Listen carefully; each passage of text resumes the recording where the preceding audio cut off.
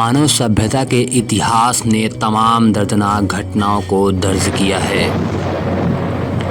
इनमें से कुछ घटनाओं ने मानव जीवन को काफ़ी गहराई से प्रभावित किया है और कुछ ऐसे ही घटना एक साल 2004 में घटित हुई।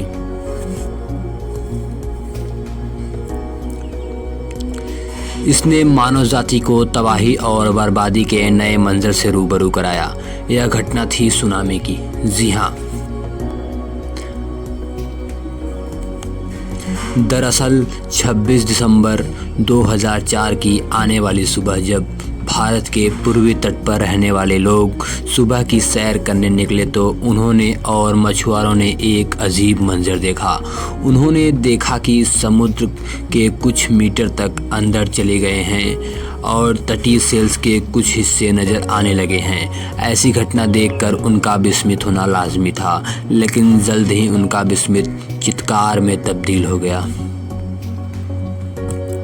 दरअसल यह कोई आम घटना नहीं थी। वह जो देख रहे थे वह समुद्री भूकंप था और इसका केंद्र उत्तरी सुमात्रा के बांदा आचे का तट था।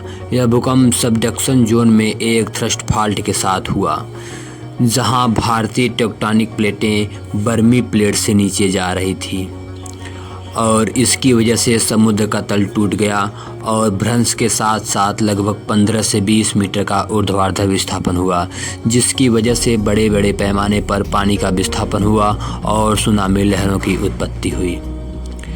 यह बड़ा ऊर्ध्वाधर विस्थापन इसलिए हुआ क्योंकि भूकंप की तीव्रता 9 से ज़्यादा थी और यह समुद्र के नीचे 30 किमी से कम की उथली गहराई पर आया था।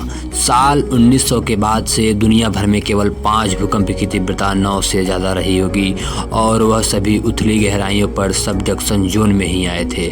गौर करने वाली बात यह है कि 9 से ज़्यादा तीव्रता वाले भूकंप को मेगा थ्रस्ट भूकंप कहा जाता है और इससे पहले महज कुछ ही भूकंप की तीव्रता ऐसी थी।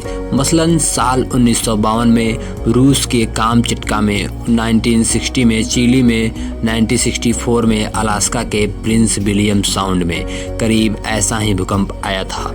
हालांकि सुमा के तट पर आया भूकंप इन सभी में सबसे ज़्यादा विध्वंसकारी साबित हुआ और इसका सबसे ज़्यादा असर इंडोनेशिया, श्रीलंका, भारत और आइलैंड में महसूस किया गया। इन देशों में 2 लाख से ज़्यादा लोगों को अपनी जान गंवानी पड़ी। वहीं साल 2004 की सुनामी की वजह से तमिलनाडु राज्य के तटीय शहर नागापट्टनम में सबसे ज़्यादा मौतें हुईं, जहां 6000 से ज़्यादा लोग मारे गए। कई गांव पूरी तरह नष्ट हो गए और जाने कितने ही परिवार लगभग पूरी तरह समाप्त हो गए। बच्चों की किलकारी से गुंजायमान रहने वाली गलियां सुनी हो गई और आज भी सुनामी से प्रभावित लोगों के चेहरे पर अपनों के खोने का गम साफ देखा जा सकता है। इस तरह इस सुनामी से न केवल आर्थिक हानि हुई बल्कि साथ ही जीवन की भी हानि हुई। मसलन इसने कई समुदायों को, अर्थव्यवस्थाओं को भी नष्ट कर दिया जो जीवन यापन के लिए समुद्र पर निर्भर रहा करते थे। जी हाँ, इस दौरान एक दिलचस्प वाक़या भी देखने को मिला। दरअसल जिन लोगों को प्रकृति के नियमों की जानकारी थी वह पहले ही ऊंची जगहों पर चले गए थे और इस वजह से उनकी जान बच गई। इनमें खासकर अंडमान और निकोबार के लोग शामिल थे।